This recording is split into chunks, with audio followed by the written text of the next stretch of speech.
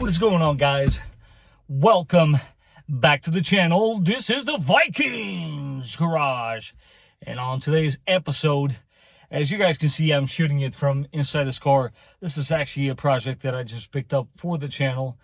But the ones of you that have been following me, you notice that especially on Sundays, if I am shooting anything in the garage, it seems like my neighbor has a tendency of, well, let's just say get lawnmower happy. So we'll let him do his thing. I found out that over here seems like the acoustics are working in my favor. So let's do this.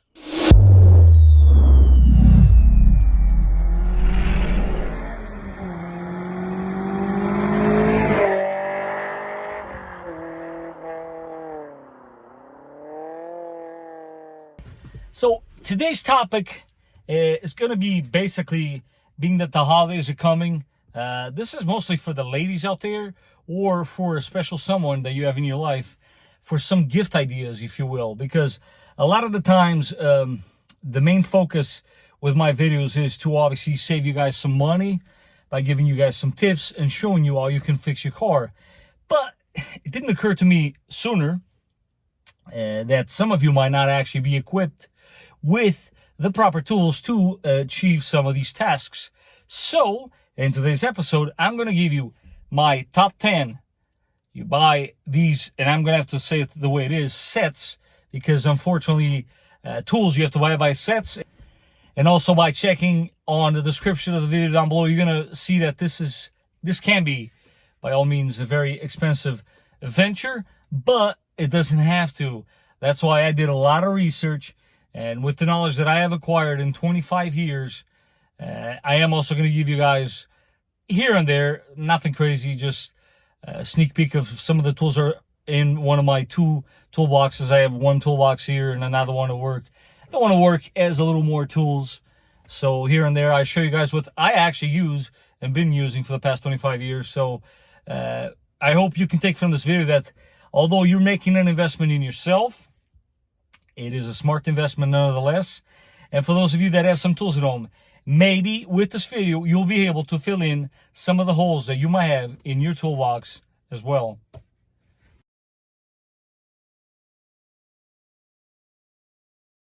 I'm going to use a very simple format. I'm going to split this in chapters. There's obviously going to be 10 chapters. So let's get started with the very first one. No particular order, so bear with me.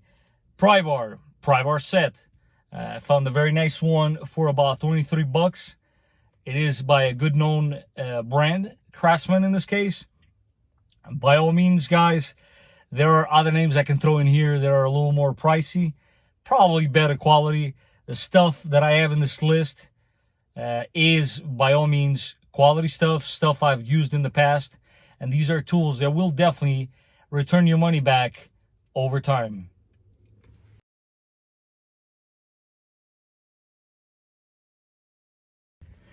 Second set will be screwdriver. So screwdrivers, all shapes, all sizes. Believe me, it's that one time that you are going to need it. You definitely need to have a good variety. It's always good to have a good variety. I like to have the smaller stuff because a lot of the times you're doing the finicky stuff and you need a specific size, and it's always nice to have. Yeah, you will realize that some of these screwdrivers will sit in your toolbox drawer for a while, but don't get rid of them because, believe me, you will eventually need them.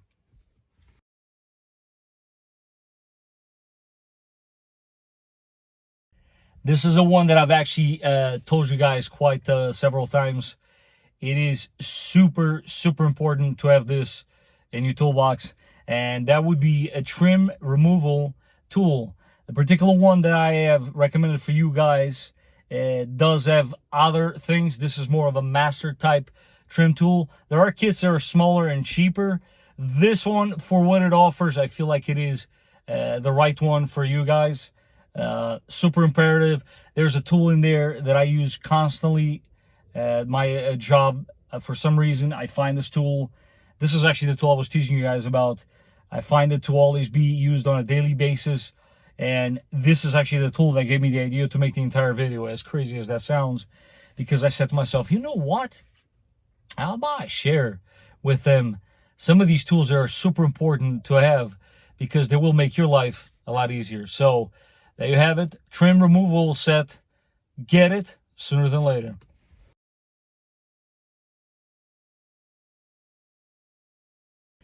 Next one up, another must.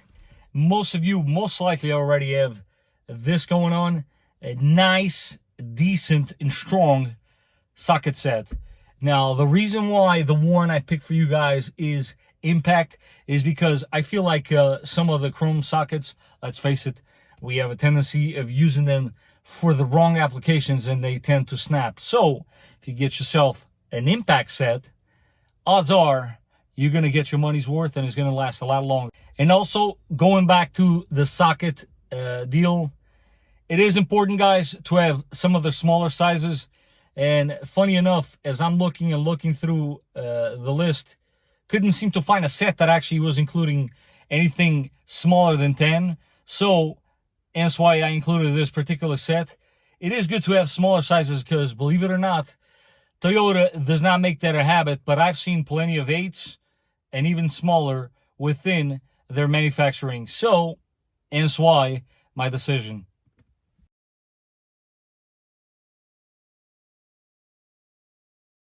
And of course, to pair up your sockets, you're going to need obviously a decent ratchet set.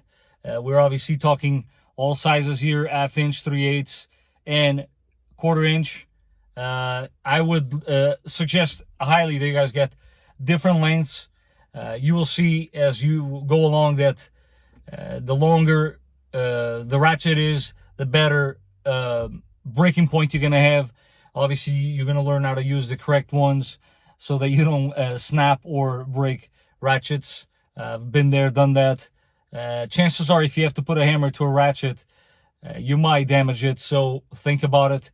You might have to use a wrench instead, which brings me to the next one.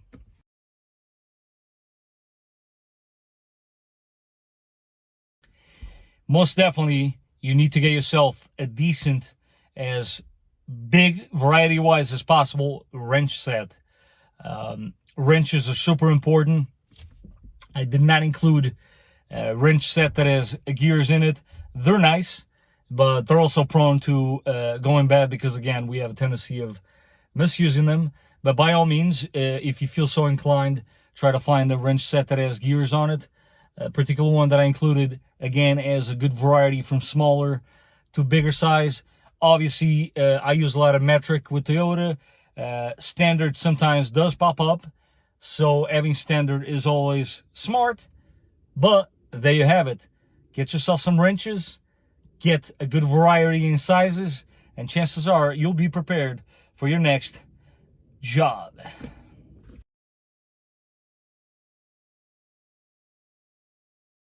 And this one, by all means, is one of my favorites because, as you guys will see, I have quite the arsenal, I must say.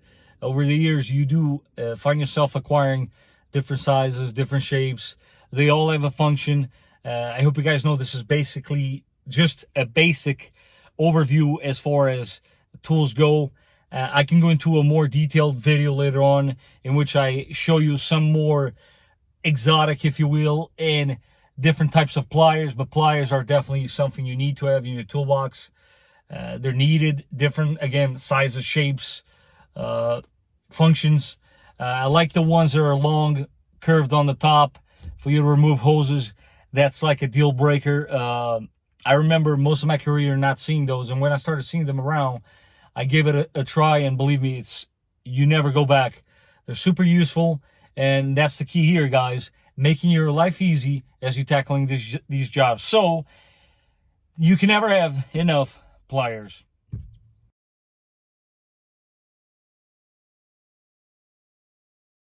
And the next one, of course, I'm going to have to include is your cordless electric impact guns. Me in particular, there is one main brand that I swear by. That is Milwaukee. Some people might have different opinions, and that's okay. What you want to get definitely is the 1/2 inch to do your heavier stuff, and the 3/8. Share the same battery, easy breezy, keep a battery charged at all times, and it makes your life super easy. Milwaukee, from my experience, lasts a long time, and it is one of the strongest guns I've seen out there. Yes, Snap-on makes some really good stuff, but when you consider how much Milwaukee is, I think is a bargain.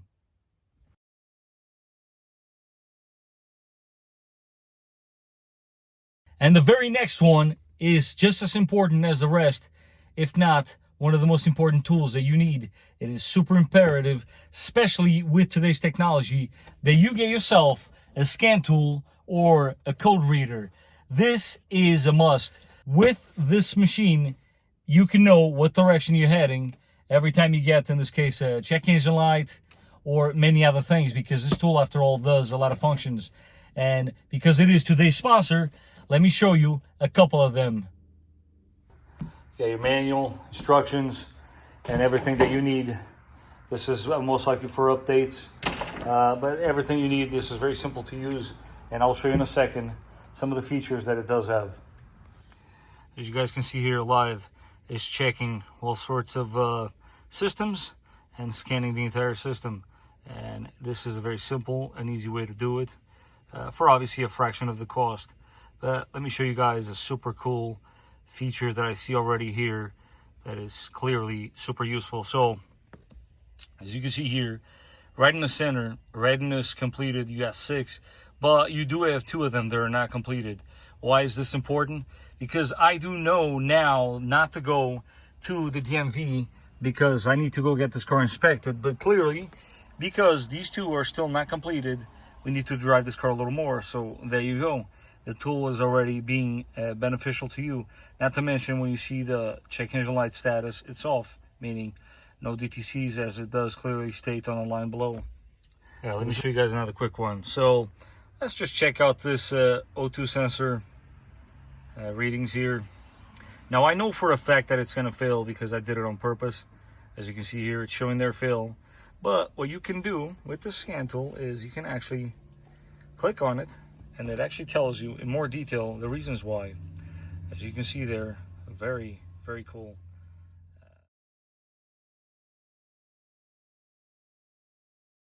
And the very last, but not least, is going to have to be a digital multimeter and, of course, a test light. When you get very serious about these things, let's face it, there's a lot of electronics. You have to diagnose a lot of diagrams. You got to check a lot of stuff, fuses, schematics, systems, all sorts of things, relays, and a digital multimeter and a test light are going to make your life super easy. A testament to this is my Fluke multimeter. That's why I'm recommending it to you guys. It's just about as old as I've been doing this. So that goes to show you. It's a little bit of money, but you buy yourself a multimeter like this one, and 20 plus years later, it is still working perfectly fine. Test light, of course, helps you with a lot of things. It's a very easy way to check a fuse, and it is a must. So there you have it, guys. These are the basic tools that I hope all of you can acquire, as soon as you can, because the sooner you do, it is an investment you're making in yourself, and over time, you'll get that money back and then some, because it will save you a lot of money. And this is why I'm here. I'm here to show you guys how you can fix your car by yourself with all of these resources. And as always, guys, I want to take this opportunity to thank you for watching. I appreciate your support.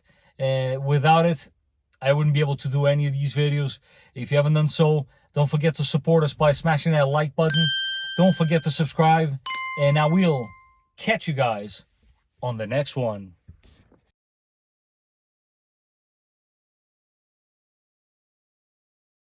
And what do you know, guys, as we're here editing the video, I totally forgot a super important one. So, as a bonus, here's hammers for mechanics, of course, right? The ballpoint and the mallet type. Those are very important, and you do need them in your toolbox. What do you think, JP? Thumbs up?